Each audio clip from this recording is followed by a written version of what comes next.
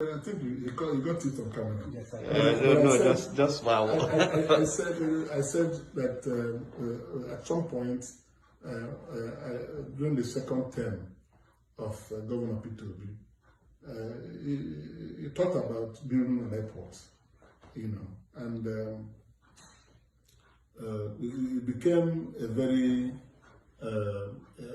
challenging issue that the House of Assembly needed to be prevailed upon to approve his request for 500 million naira to start the airport. So all of us went into the lobby group to get the House of Assembly to approve that request by Governor Peter Obi. It was approved, and